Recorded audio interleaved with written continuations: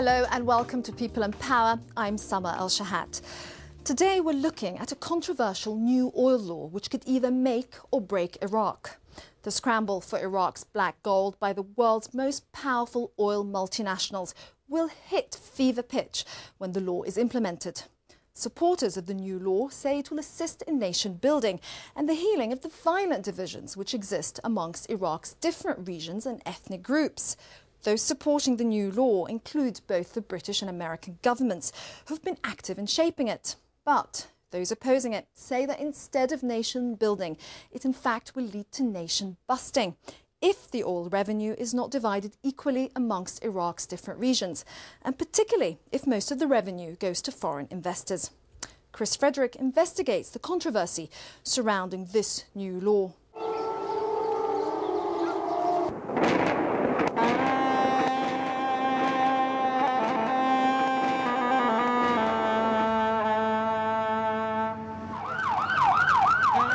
That oil belongs to the Iraqi people. And the government has the responsibility to be good stewards of that valuable asset and valuable resource.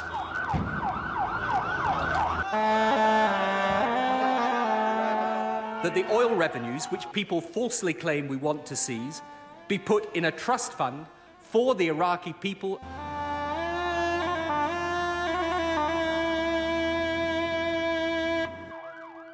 With 115 billion barrels of proven oil reserves, and it's estimated at least another 100 billion barrels of undiscovered oil, Iraq is a vital source of the future of the world's energy supply. Some of the cheapest, easiest to produce, and highest quality premium oil on this planet is to be found in Iraq.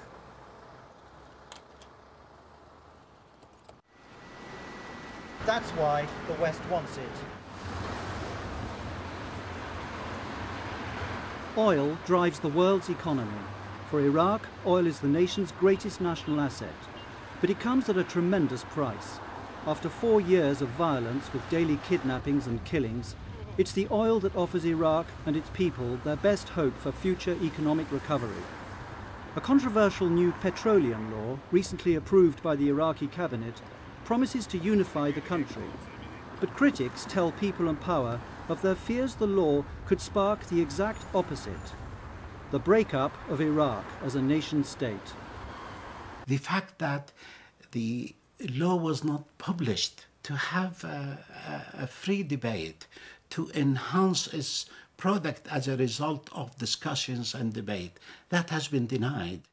The new oil law will, I think, enable Iraq, in whatever way it decides to start investing in its oil industry again. Oil mixes money, science and blood. It's always been that way and it always will.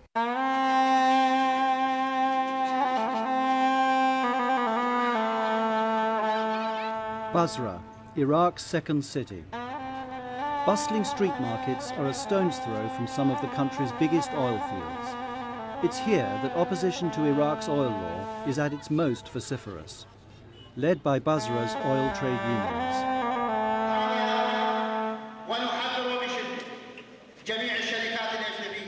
We warn foreign companies and foreign investors, in particular American companies, not to enter our oil fields, never mind getting into production.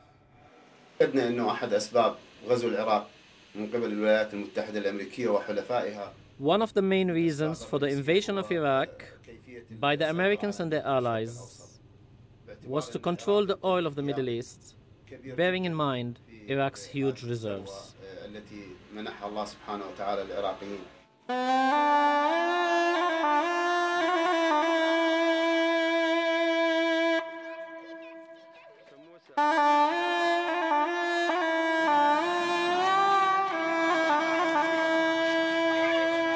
The law would see oil revenues being shared between Iraq's 18 provinces. Production sharing agreements, or PSAs, between the government and foreign oil companies would be a key feature. These contracts can last 20 years or more.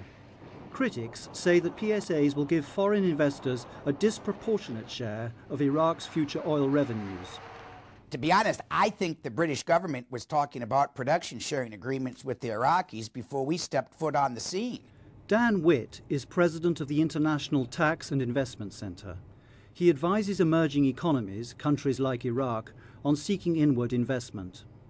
Well, I think the oil law is going to make very clear that that oil is the resource of the Iraqi people, and it's sharing, underline sharing, production sharing agreements will share profits with the people. I mean, it's easy to villainize big oil, big banks, global companies. There's a consensus among all parties that there will be a role for the international investor in Iraq. The real question is, how can you create enough comfort for an investor to put money into Iraq when you don't have the legal, regulatory, and fiscal infrastructure? So that's the challenge. What you want is to structure a law that aligns the interest of the oil company with the state. We don't doubt that the oil belongs to the people of Iraq.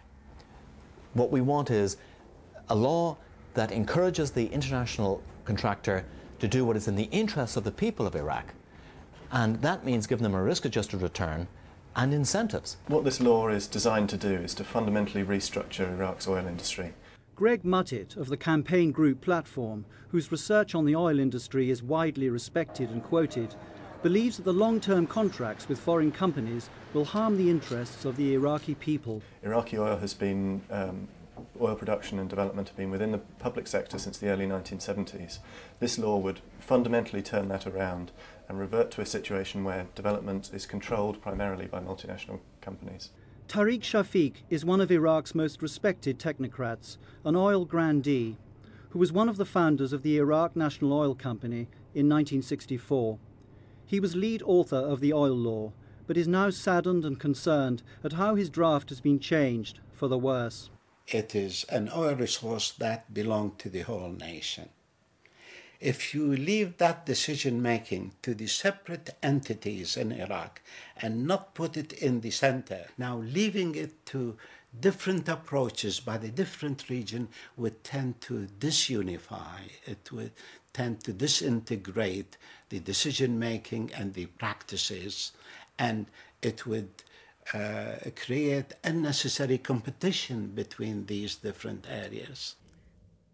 Oil for the people of Iraq is extremely important. It has become like a national pride. For years now, people have been given this promise that they have all this wealth, that this will be, together with the Tigris and Euphrates, it will bring you prosperity.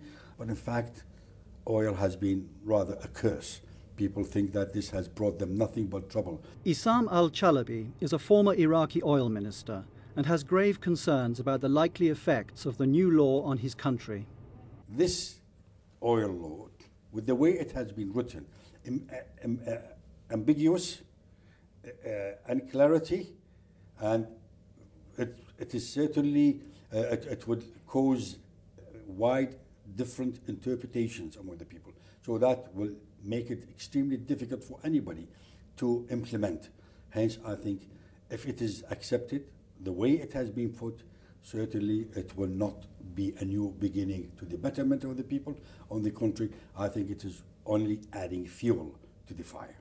The fact that the law was not published to have a free debate, to enhance its product as a result of discussions and debate, that has been denied.